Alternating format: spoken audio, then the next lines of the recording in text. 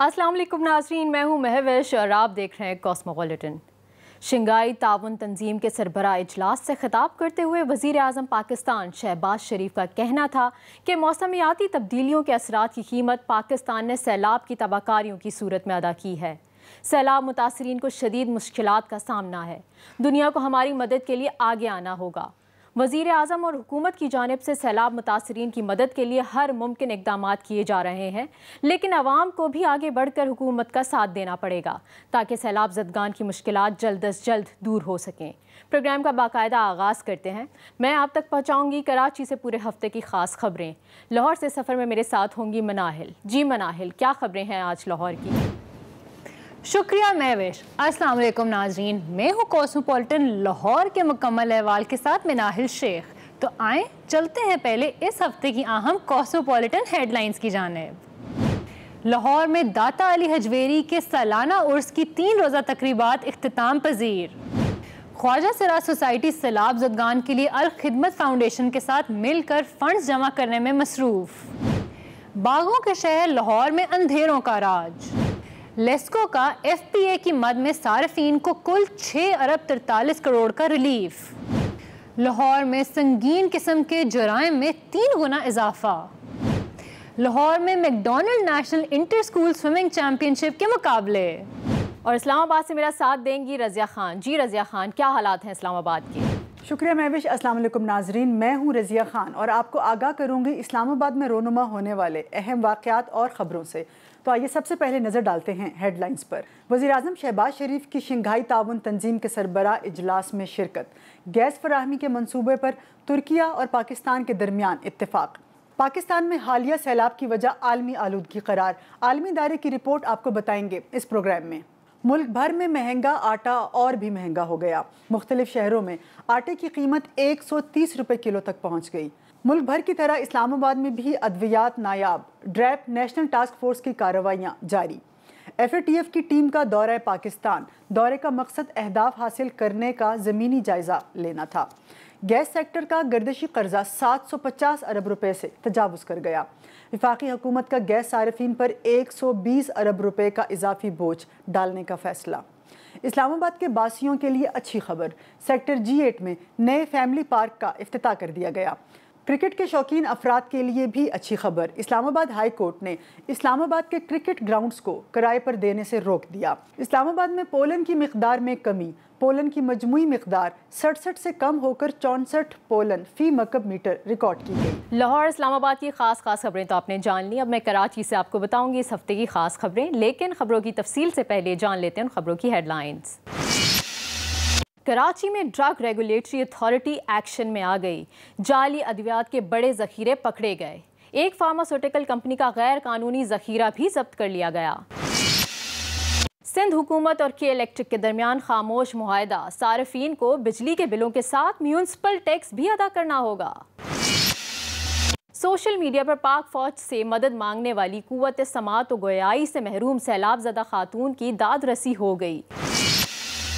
जख्मियों को अस्पताल पहुंचाने में मदद करें। पुलिस जबरदस्ती गवाह नहीं बनाएगी बल्कि इनाम दिया जाएगा। सिंध पुलिस का ऐलान। शहर कायद में गंदम का बहरान सर उठाने लगा। आने वाले दिनों में आटे की कीमत 150 रुपए फी किलो तक जा सकती है। MQM के कारकुन की नमाज जनाजा। जनाजे के मौके पर MQM पाकिस्तान के रहनुमाओं और कारकुनान के दरमियान सख्त जुमलों का तबादला। प्रोग्राम का आगाज़ करेंगे इस खबर से कि कराची में ड्रग रेगुलेटरी अथॉरिटी एक्शन में आ गई है। शहर में फैलाई जाने वाली जाली अद्वियात की बहुत बड़ी मिकदार पकड़ने के अलावा अद्वियात के गैर कानूनी ज़खीरे पर भी छापा मारा गया। ड्रग रेगुलेटरी अथॉरिटी ने जाली लाइफ सेविंग एंटीबायोटिक अद्वियात की तरसील करने वाले मुलजिम को भी पकड़ लिया है। ये मुलजिम लाहौर से आने वाली जाली अद्वियात को कराची समेत सिंध भर के मेडिकल स्टोर्स तक पहुँचाता था।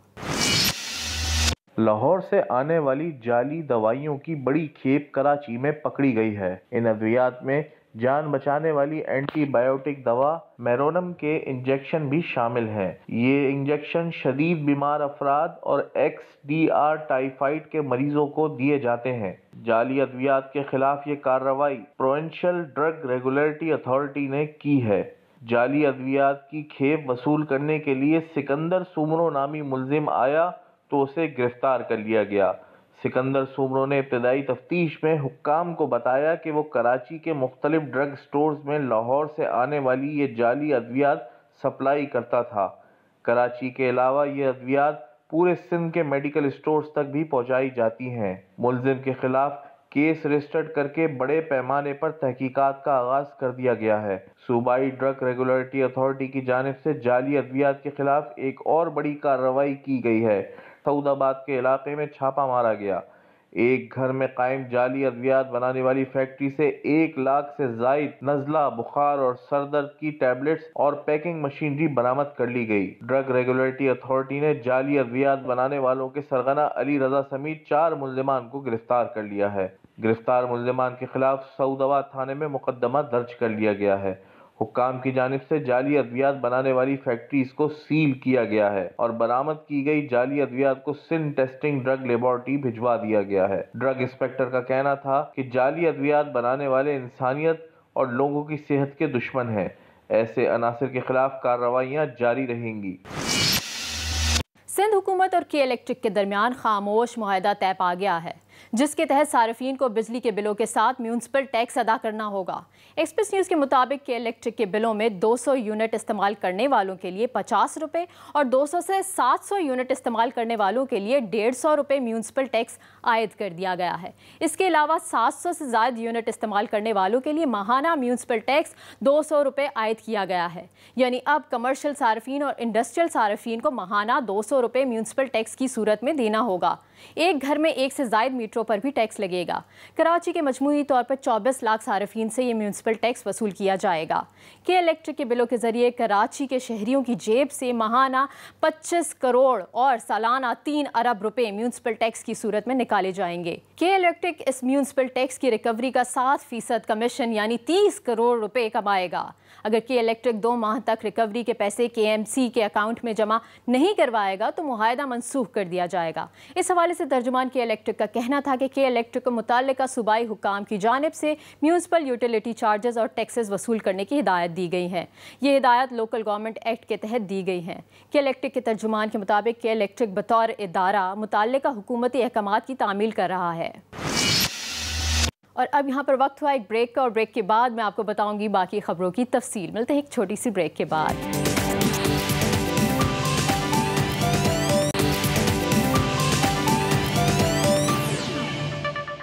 सोशल मीडिया पर पाक फौज से मदद मांगने वाली कुव्वत समात व गयाई से महरूम सैलाब ज़दा खातून की दादरसी हो गई। पाक फौज के जवान कोर कमांडर कराची की हिदायत पर ज़िला खैरपुर के इलाके ठरी मीरवा में कुव्वत समात व गयाई से महरूम खातून के पास पहुँच गए।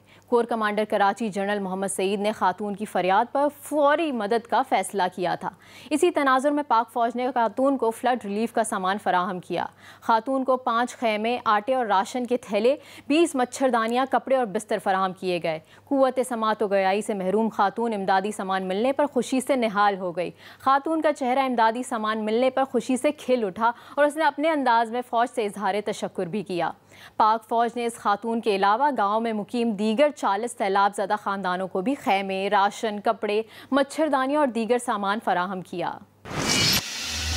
सिंध पुलिस ने एक बहुत अच्छा फैसला किया है। इस फैसले के मुताबिक अगर सड़क पर पड़े हुए किसी जख्मी को कोई शहरी अस्पताल पहुंचाएगा तो उसे इस केस में गवाह नहीं बनाया जाएगा। IG सिंध गुलाम नबी मेमन का इस हवाले से कहना था कि फायरिंग और एक्सीडेंट के जख्मियों को शहरियों की जानिब से अस्पताल पहुँचाने में हिचकिचाहट का मुजाहरा किया जाता है, क्योंकि शहरियों को पुलिस की जानिब से तफ्तीश में शामिल किए जाने का खौफ होता है। इसी खौफ की वजह से शहरी जख्मियों को बेयार और मददगार छोड़ देते हैं और जख्मी को बर वक्त अस्पताल मुंतकिल नहीं किया जाता। बाज़ दफ़ा ऐसी सूरत हाल में ज़ख्मी शख्स की जान भी चली जाती है। IG सिंध गुलाम नबी मेमन का कहना था कि अगर शहरी सड़क पर किसी भी ज़ख्मी को देखें तो फौरी अस्पताल मुंतकिल कर दें। ज़ख्मी को अस्पताल मुंतकिल करने वाले शहरी को पुलिस ज़बरदस्ती गवाह नहीं बनाएगी। जो शहरी भी ऐसे ज़ख्मी की मदद करेगा उसे पुलिस की जानिब से इनाम दिया जाएगा। IG सिंध की हिदायत के बाद सिंध पुलिस ने तमाम अज़ला के मुताल्लिक़ अफसरान को इस ज़मन में मरासला जारी कर दिया है। सैलाब की तबाहकारियां रंग लाने लगी हैं। कराची में गंदम के बहरान का खदशा जाहिर किया जा रहा है। एक्सप्रेस न्यूज़ के मुताबिक शहर कायद में फ़ी किलो आटे की कीमत 150 रुपये से तजावुज़ होने का खदशा पैदा हो गया है। गंदम के फ़ी मन नर्ख 4000 रुपये मुकर्रर किए जाने के बावजूद ताजर ओपन मार्केट से ब्लैक में गंदम खरीदने पर मजबूर हो गए हैं। सैलाब की तबाहकारियों के बायस गंदम की पैदावार में वाज़ेह कमी आ गई है, जबकि कई इलाकों के गोदामों में मौजूद गंदम पानी लगने के बायस ज़ाया हो चुकी है। दूसरी तरफ दुकानदारों के मुताबिक फ्लोर मिलों से आटे के ट्रक मुतासरीन के लिए खरीदे जा रहे हैं, जिसकी वजह से शहर में आटे की किल्लत पैदा हो रही है, जिसकी वजह से मकामी मार्केट में आटे की कीमत फ़ी किलो 10 रुपये का इजाफा हो चुका है। 10 रुपये इजाफे के बाद चक्की का आटा 115 रुपये से बढ़कर 125 रुपये फ़ी किलो तक फ़रोख्त किया जा रहा है, जबकि छोटी चक्कियों पर आटा 135 रुपये फ़ी किलो फ़रोख्त हो रहा है। आटे की कीमतों में इजाफे के हवाले से चक्की मालिकान का मौक़िफ़ ये है कि ओपन मार्केट में गंदम ब्लैक में फ़रोख्त हो रही है। अगर सिंध हुकूमत ने फौरी तौर पर इस हवाले से एक्शन ना लिया तो आने वाले दिनों में आटे की कीमत 150 रुपये फ़ी किलो से तजावुज़ कर जाएगी। एमक्यूएम पाकिस्तान के लापता कारकुन वसीम राजू, जिसकी लाश चंद दिन पहले मीरपुर खास से मिली थी। वसीम राजू के नमाज जनाजा के मौके पर एमक्यूएम पाकिस्तान के रहनुमाओं और कारकुनों के दरमियान सख्त जुमलों का तबादला हुआ। कारकुनान ने आमिर खान और दीगर रहनुमाओं पर बरहमी का इजहार किया। जनाजे के शुरका ने senior deputy convener Aamir Khan समेत दीगर रहनुमाओं को घेर लिया, जिसके बाद जनाजे में अफरा तफरी हो गई। कारकुनान ने एमक्यूएम रहनुमाओं पर शदीद तनकीद की। एमक्यूएम पाकिस्तान के कारकुनान का कहना था कि कारकुन मारे जा रहे हैं और अब हुकूमत के मज़े ले रहे हैं। इस मौके पर चंद कारकुनों ने आगे बढ़कर मुश्तइल लोगों से एमक्यूएम की क़यादत को बचाया। एमक्यूएम पाकिस्तान के तर्जुमान के मुताबिक अब तक एमक्यूएम के 3 लाख लापता कारकुनान की लाशें मिल चुकी हैं। तीनों कारकुनान की लाशें सिंध के मुख्तलिफ इलाकों से मिली।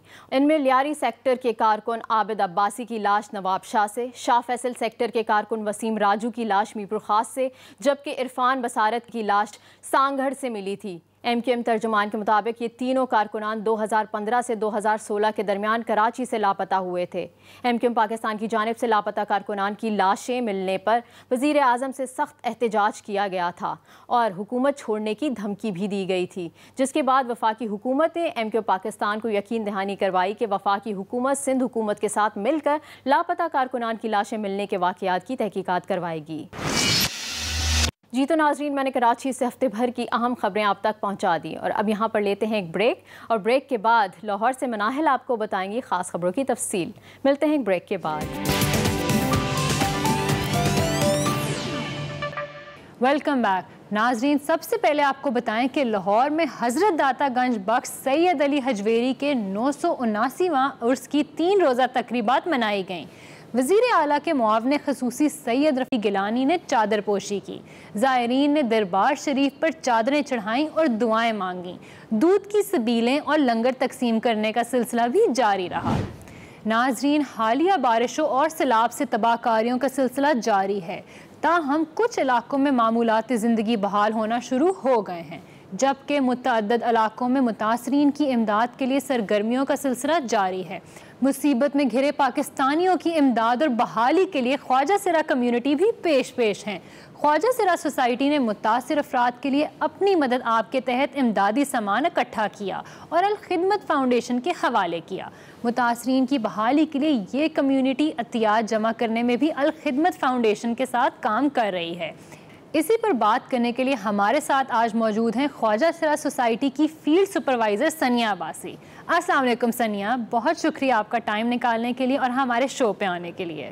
वालेकुम अस्सलाम, थैंक यू सो मच। सनिया, सबसे पहले मुझे ये बताइएगा कि पाकिस्तान की सबसे महरूम और नज़रअंदाज की जाने वाली कम्युनिटी होने के बावजूद ख्वाजा सिरा सैलाब मुतासरीन की इमदाद में अपना भरपूर हिस्सा डाल रहे हैं, इसके पीछे क्या जज्बा है?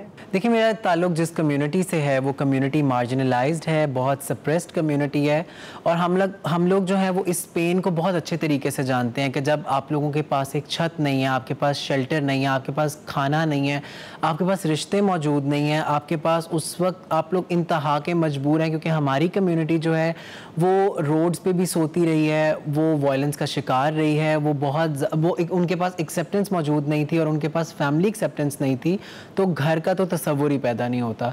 तो जो पेन हम लोग फील करते हैं और जो हम कर चुके हैं फील, और या मेरे साथ मेरी कम्युनिटी जो इन सारी तकलीफ़ों से गुजरी है, हम एक घर के ना होने को और खाने की गैर मौजूदगी को बहुत अच्छे तरीके से महसूस करते हैं।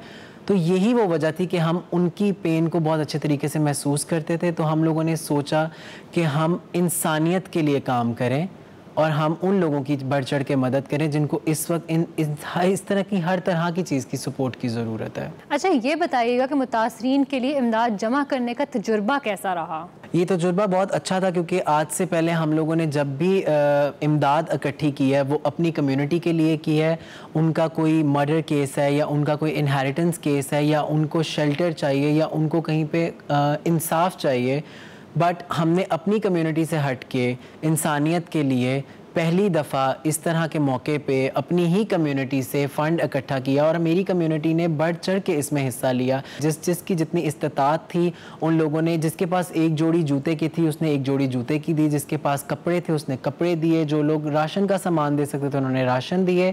और जब हम लोग अल खिदमत फाउंडेशन के कैंप में गए और हम लोगों ने अपना सारा जो इमदाद का सामान था वो उनको वहाँ पर दिया, उनके हैंड ओवर किया, तो उन लोगों ने हमें ऑफ़र किया कि आप हमारे साथ एक डे स्पेंड करें। और हम लोग इस बात पे बहुत खुश थे। मैंने और मेरे साथ मेरी कम्युनिटी ने, मेरे स्टाफ मेंबर्स ने, हमने वहाँ पे एक पूरा दिन स्पेंड किया और हम लोगों ने उनकी डोनेशन बॉक्स को लेके वहाँ पे जो है रोड्स पे जाके लोगों से इमदाद इकट्ठी की।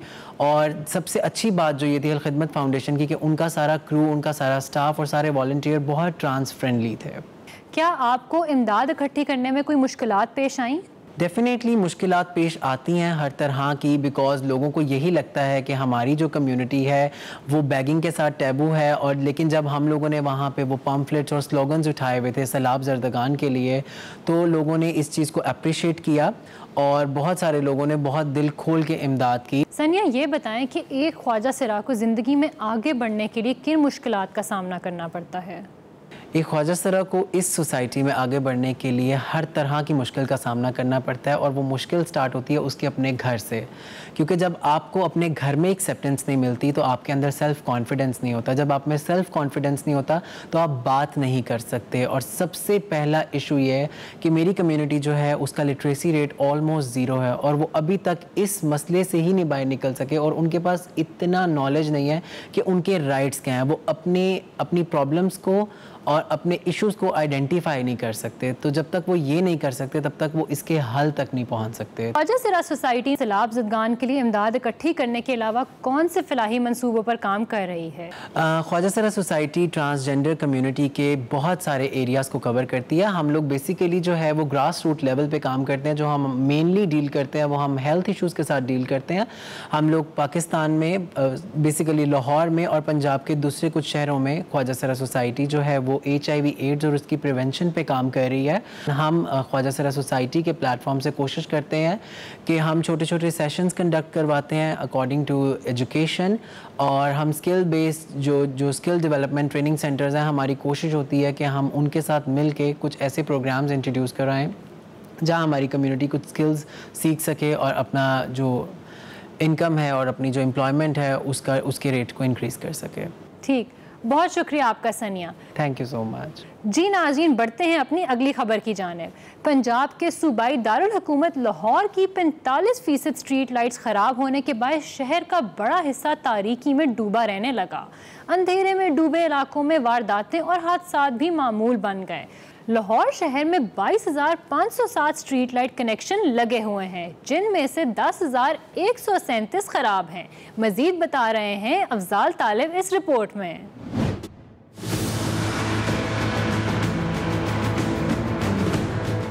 बागों के शहर में अंधेरों का राज। फंड्स की दस्तयाबी के बावजूद लाहौर शहर की 45% स्ट्रीट लाइट्स बंद। शहर में सिर्फ VVIP इलाके और सड़कें ही रात के औकात में रोशन और जगमगाती नजर आती हैं। पसमानदा इलाकों का तो कोई पुरसाने हाल ही नहीं है। अदाद-ओ-शुमार के मुताबिक शहर भर की 498 शाहराहों पर 22,507 स्ट्रीट लाइट्स के कनेक्शन लगे हुए हैं, जिनमें से 10,137 खराब हैं। MM Alam Road, Zahoor Elahi Road, Mall Road, Davis Road, Queens Road, McLeod Road, Empress Road, Zafar Ali Road और ठोकर नियाज बेग चौक से केनाल रोड तक के इलाकों में 437 लाइट्स में से सिर्फ 70% लाइट्स काम कर रही हैं। स्ट्रीट लाइट से महरूम इलाकों में वारदातें और हादसात भी मामूल बन चुके हैं। स्ट्रीट लाइट्स का मसला हल करने के लिए कमिश्नर लाहौर ने हंगामी तौर पर मामलात को हल करने की ठान ली है। तारीखी शहर के हुस्न को मजीद निखारने के लिए जरूरी है कि स्ट्रीट लाइट्स के मंसूबे पर अमल दरामद को यकीनी बनाया जाए। जी नाज़रीन, आपको बताएं कि लेस्को ने 30 लाख सार्फिन को फ्यूल प्राइस एडजस्टमेंट की मद में 6 अरब 43 करोड़ रुपए का रिलीफ फराहम कर दिया। ज़राए के मुताबिक लेस्को ने वज़ीर आज़म पाकिस्तान के अहकामात पर अमल दरामद करते हुए रीजन भर के कुल 30 लाख सार्फिन को फ्यूल प्राइस एडजस्टमेंट रिलीफ फराहम किया, जिसमें घरेलू और ज़राई सार्फिन शामिल हैं। लेस्को चीफ के मुताबिक FPA की मद में सार्फिन को कुल 6 अरब 43 करोड़ का रिलीफ दिया गया। 200 यूनिट तक इस्तेमाल करने वाले 20,71,000 सार्फिन को 2 अरब 18 करोड़ 70 लाख रुपए का रिलीफ दिया गया, जबकि 300 यूनिट तक इस्तेमाल करने वाले 10,21,000 सार्फिन को 2 अरब 94 करोड़ का रिलीफ फराहम किया गया। इसके अलावा 46,000 ज़राई ट्यूबवेल्स को 1 अरब 30 करोड़ रुपए का रिलीफ दिया गया। बढ़ते हैं अपनी अगली खबर की जानिब। गुज़िश्ता साल के पहले 8 माह के दौरान लाहौर में जराइम की शरह में 3 गुना इजाफा हो गया। पुलिस अफसरान ने सर जोड़ लिए। IG पंजाब की लाहौर पुलिस को क्राइम पर फोकस करने की हदायत। CCPO लाहौर ने जल्द क्राइम की शरह में 30% कमी लाने का अंदिया दे दिया। देखिए नुमान शेख की ये रिपोर्ट।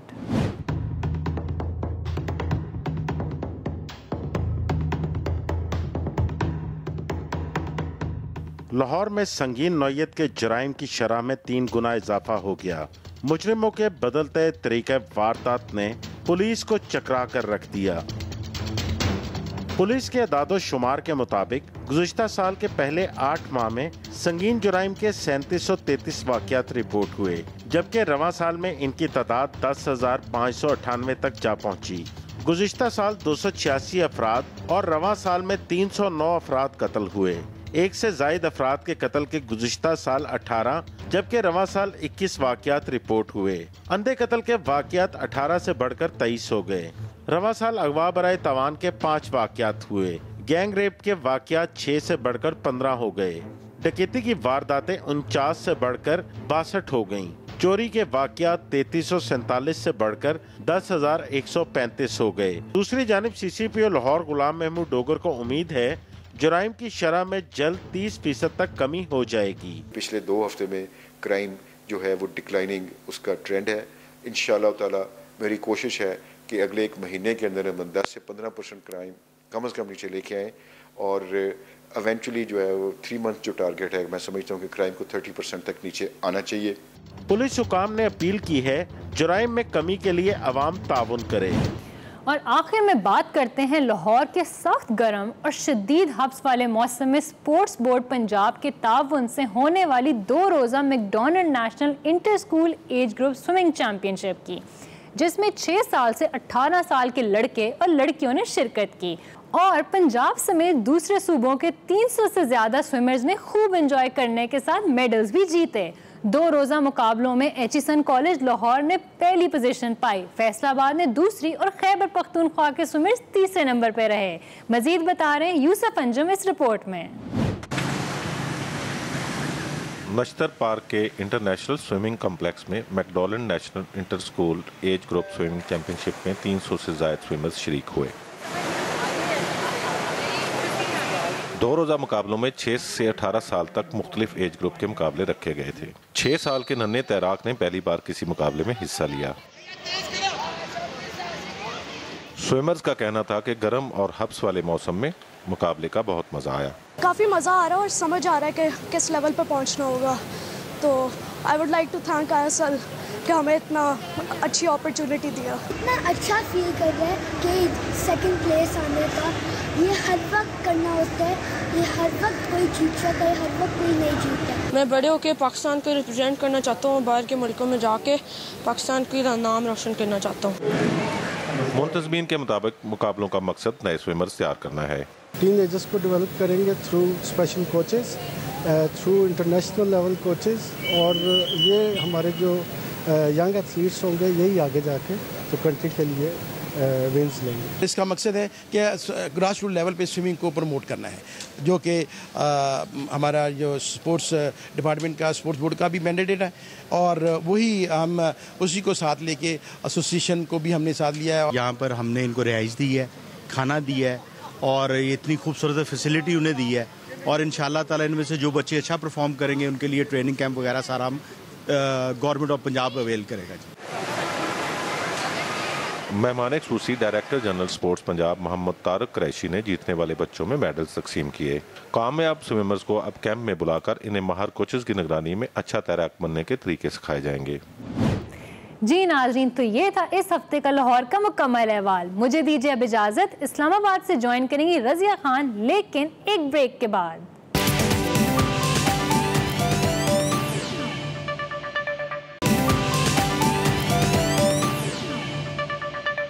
Welcome back. शामिल करते हैं पहली खबर।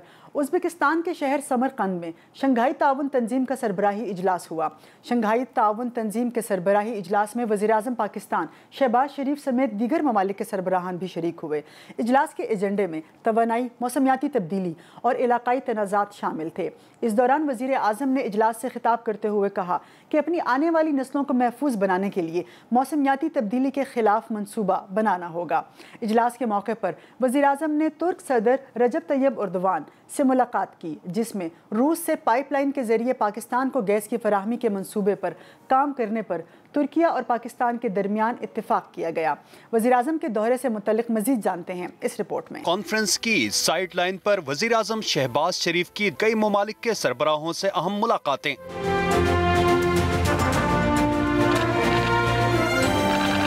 वज़ीर-ए-आज़म और चीनी सदर शी जिनपिंग के दरमियान भी मुलाकात हुई, जिसमें बाहमी दिलचस्पी के उमूर और बैनुल-अक़वामी मामलात पर तबादला ख्याल किया गया। दोनों रहनुमाओं ने दो तरफा ताल्लुकात को मजीद बुलंदियों तक ले जाने का अज़्म दोहराया। वज़ारत उज़्मा का मनसब संभालने के बाद चीन के सदर के साथ शहबाज शरीफ की ये पहली मुलाकात है। चीनी सदर ने शहबाज शरीफ को अमलियत पसंद और कारकर्दगी की हामिल शख्सियत करार दिया। बोले, शहबाज शरीफ चीन पाकिस्तान दोस्ती के लिए देरीना अज़्म रखने वाले रहनुमा हैं। वज़ीर-ए-आज़म ने सीपैक की तरक्की के लिए अपनी हुकूमत के अज़्म का आयादा किया। दोनों रहनुमाओं ने ML1 रेलवे मंसूबे के फ्रेमवर्क मुआहिदे के प्रोटोकॉल पर दस्तखत का खैर मकदम भी किया। वज़ीर-ए-आज़म ने मकबूजा जम्मू कश्मीर के तनाज़ा पर चीन के उसूली मौक़िफ़ पर शुक्रिया अदा किया। वज़ीर-ए-आज़म ने तुर्किया के सदर रजब तैयब एर्दोगान से भी मुलाकात की और दो तरफा इदारा जाती मैकेनिज्म की अहमियत पर जोर दिया। दोनों ममालिक के दरमियान ट्रेड इन गुड्स के हालिया मुआहिदे पर दस्तखत का खैर मकदम करते हुए शहबाज शरीफ ने इस यकीन का इजहार किया कि ये मुआहिदा दो तरफा तिजारत को फरोग देगा। वज़ीर-ए-आज़म शहबाज शरीफ ने कजाकिस्तान और अज़रबैजान के सदूर से भी मुलाकात की। कॉन्फ्रेंस में ताजिकिस्तान, उज़्बेकिस्तान, ईरान और मंगोलिया के सदूर ने शहबाज शरीफ की तरफ से मौसमियाती तब्दीली के मसले को शंघाई ताउन तंजीम की तरफ से उठाने की तजवीज़ की हिमायत का ऐलान किया। वर्ल्ड वेदर एट्रीब्यूशन ग्रुप में क्लाइमेट माहिरीन की बैनुल-अक़वामी टीम की जानिब से जारी रिपोर्ट के मुताबिक सनती दौर की इंसानी सरगर्मियों ने आलमी हरारत को 1.2 डिग्री सेंटीग्रेड तक बढ़ाया। मौसमियाती तगय्युर ने सिंध और बलूचिस्तान के लिए 5 रोज़ा मजमुई बारिश को 50% तक बढ़ाया। मौजूदा मौसमी हालात में किसी भी साल इस तरह के वाक़यात होने का 1% इम्कान था। इंसान के पैदा करदा ग्रीन हाउस गैसेस के अखराज के बगैर ऐसे वाक़यात का इम्कान कम है। रिपोर्ट में मज़ीद बताया कि पाकिस्तान में हालिया सैलाब से 1400 अफराद हलाक और 3 करोड़ 30 लाख अफराद मुतासिर हुए, जबकि 1 करोड़ 70 लाख घर तबाह हुए और बड़े पैमाने पर फसलों को भी नुकसान पहुंचा। पाकिस्तान में सैलाब की तबाहकारियां इस वक्त आलमी मीडिया का मौजू बना हुआ है। इस हवाले से शामिल करते हैं ये रिपोर्ट।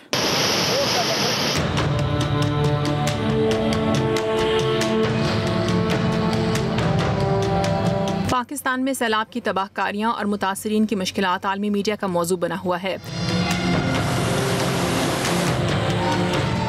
अल जज़ीरा के मुताबिक मुख्तसर वक्त में शदीद मौसमी तब्दीलियों ने मुल्क भर में तबाही मचा दी। सैकड़ों अफराद हलाक, मकानात और इंफ्रास्ट्रक्चर तबाह हो चुका है।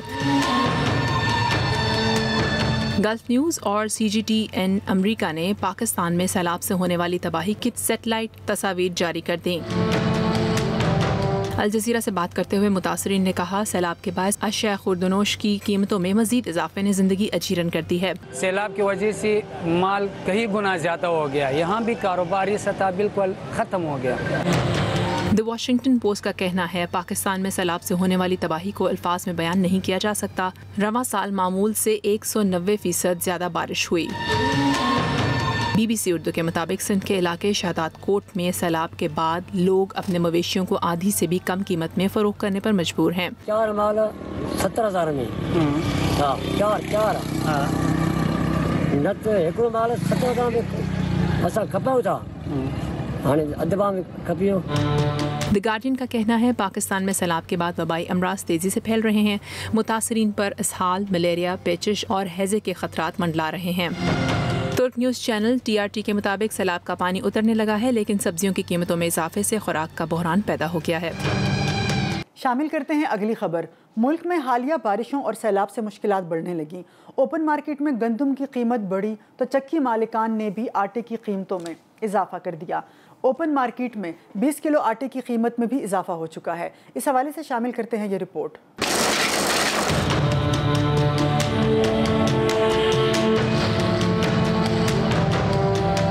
मुल्क भर में गंदम और आटे का बहरान बेकाबू। लाहौर समेत पंजाब भर में दुकानों से सब्सिडाइज्ड आटा गायब हो गया। चक्की मालिकान ने एक हफ्ते में दूसरी मर्तबा कीमत में इजाफा कर दिया, जिसके बाद चक्की का आटा 120 रुपए किलो हो गया, जबकि 15 किलो का थैला 1600 रुपए में दस्तयाब है। बंदा बिजली के बिल दे, घरों के किराए दे या आटा खरीदे, कोई चीज समझ में नहीं आ रही। चक्की के आटे वो तो हम अफोर्ड ही नहीं कर सकते, रिक्शे वाले वो अफोर्ड करे जो 1.5-2 लाख रुपया महीना कमाता है। हम तो 400-500 रुपया रोज कमाने वाले, हम कहाँ जाले जाएं। सिंध में गंदम के फी मन नर्ख 4,000 रुपए मुकर्रर किए जाने के बावजूद ताजिर ब्लैक में गंदम खरीदने पर मजबूर हैं। कराची में चक्की का आटा 115 के बजाय 125 रुपए फी किलो फरोख्त किया जा रहा है। जिस दफा भी मैं आता हूँ ना दुकान पे, हर दफा नया रेट मिलता है। गरीब आदमी क्या खाएगा, गरीब आदमी मर जाएगा और क्या करेगा। गवर्नमेंट को चाहिए कि आटे का रेट जो है ना बहुत सस्ता कर दें, अवाम मरती जा रही है। गरीब आदमी की गंदम तो कटने से पहले बिक चुकी होती है, तो ये इस टाइम जो गंदम है बड़े लोगों के हाथ में है, अब उन्हीं को फायदा हो रहा है। ये अपने अमीर घरों में बैठे हुए, इनको पता चलता है जिनकी 25 से 30 हजार सैलरी है वो कैसे गुजारा कर रहे हैं। पंजाब से आटे की रसद कम होने से पेशावर की गल्ला मार्केट में आटे का स्टॉक इंतहाई कम रह गया, जिसके बाद 80 किलो आटे की बोरी 9,000 रुपए और 20 किलो आटे का थैला 2300 रुपए तक पहुंच गया है। कोयटा में फ्लावर मिल्स मालिकान की हड़ताल को छठा रोज है। परचून की दुकानों पर आटे का स्टॉक खत्म हो गया। कोयटा में 20 किलो आटे का थैला 2600 रुपए और 50 किलो आटे का थैला 7400 रुपए तक पहुंच गया है। मुल्क भर की तरह इस्लामाबाद में भी अद्वियात नायाब हो चुकी हैं। वज़ीर सेहत अब्दुल कादिर पटेल ने ड्रैब की नेशनल टास्क फोर्स को जाली और अनरजिस्टर्ड अद्वियात के खिलाफ क्रैकडाउन की हिदायत भी कर दी है। नेशनल टास्क फोर्स के तहत पेशावर ड्रग कंट्रोल एडमिनिस्ट्रेशन ने director general doctor Abbas Khan और ज़िला इंतज़ामिया की ज़ेर क़यादत कारखानों बाजार पेशावर में बड़ी कार्रवाई की। इस्लामाबाद में ड्रैब की टीम ने लहतरार रोड पर मौजूद मेडिकल स्टोर्स और फार्मेसीज़ पर कार्रवाइयों में हिस्सा लिया। आगे बढ़ते हैं और शामिल करते हैं अगली खबर। दफ्तर खारजा के तर्जुमान के मुताबिक FATF की जानिब से दिए गए अहदाफ हासिल करने का ज़मीनी जायज़ा लेने वाली टीम से तमाम मुलाकातें खुशगवार माहौल में हुई। फाइनेंशियल एक्शन टास्क फोर्स की तकनीकी टीम ने हाल ही में पाकिस्तान का दौरा किया। FATF टीम ने तमाम नुकात पर हर इदारे से तफसीली बातचीत की। तर्जुमान दफ्तर खारजा का कहना है कि दौरे का मकसद पाकिस्तान के FATF से मुतल्लिक अज़्म और कारकर्दगी का ज़मीनी जायज़ा लेना था। आगे बढ़ते हैं और शामिल करते हैं अगली खबर। वफाकी हुकूमत ने गैस सार्फिन पर 120 अरब रुपए का इजाफी बोझ डालने का फैसला कर लिया है। गैस सेक्टर का गर्दिशी कर्जा 750 अरब रुपए से भी बढ़ गया है, जिसके बाइस गैस टैरिफ में 45% से ज़ायद का इजाफा हो सकता है। गैस टैरिफ में मौसम सरमा से कबल भी इजाफा हो सकता है। शामिल करते हैं अगली खबर। इस्लामाबाद के G8 सेक्टर में शहरियों की तफरीह के लिए एक और जदीद पार्क का इफ्तिताह कर दिया।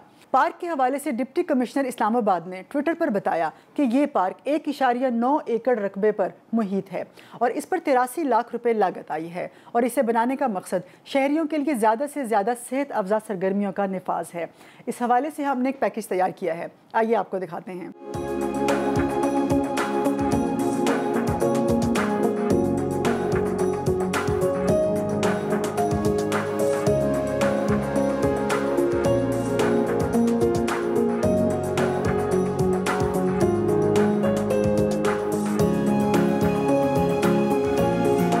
पहले दूर जाते थे और अब ये नज़दीक आके घर के सामने इस जगह पे आते हैं। ये पार्क हमारी ज़रूरत सी है, अभी नया बना है तो अभी हम इधर आते हैं, बच्चों को लेके बच्चे घूमते हैं, इधर खेलते हैं। तो ये सामने मैं कॉलोनी में रहता हूँ, तो वैसे भी पहले इधर पार्क नहीं थी तो दरख्त इधर वगैरह लगे हुए थे, तो कोई बच्चे दूर जाते थे पार्क में, बच्चे जिद करते थे।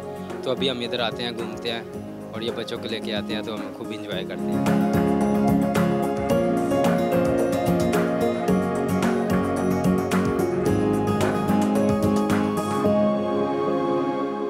आगे बढ़ते हैं और शामिल करते हैं अगली खबर। इस्लामाबाद के क्रिकेट ग्राउंड्स की नीलामी पर हाई कोर्ट ने हुक्म देते हुए मेट्रोपॉलिटन कॉरपोरेशन को ग्राउंड्स किराए पर देने से रोक दिया। वकील काजी आदिल ने मौक़िफ़ अपनाया कि एडमिनिस्ट्रेटर MCI के पास ग्राउंड्स आउटसोर्स करने का इख्तियार नहीं। क्रिकेट ग्राउंड आउटसोर्स करने से शहरियों को पैसे देकर क्रिकेट खेलने की इजाज़त मिलती है, जिससे शहरियों की मुफ्त क्रिकेट खेलने की सहूलत ख़त्म हो जाती है और इन्हें किराया देना पड़ता है। आगे बढ़ते हैं और शामिल करते हैं अगली खबर। वफाकी दारुल हुकूमत इस्लामाबाद में पोलन की मिक़दार में कमी रिकॉर्ड की गई, जबकि फ़िज़ा में पोलन का तनासुब भी मुतदल सतह पर रहा। महकमा मौसमियात के मुताबिक वफाकी दारुल हुकूमत में पोलन की मजमूई मिक़दार 67 से कम होकर 64 पोलन फ़ी मकब मीटर रिकॉर्ड की गई। इस्लामाबाद के सेक्टर H8 में सबसे ज़्यादा मिक़दार जंगली शहतूत के पोलन की रही, जो 21 पोलन फ़ी मकब मीटर थी। ये था इस हफ्ते का कॉस्मोपॉलिटन। उम्मीद है आपको पसंद आया होगा। मुझे रज़िया खान को दीजिए इजाज़त। अल्लाह हाफ़िज़।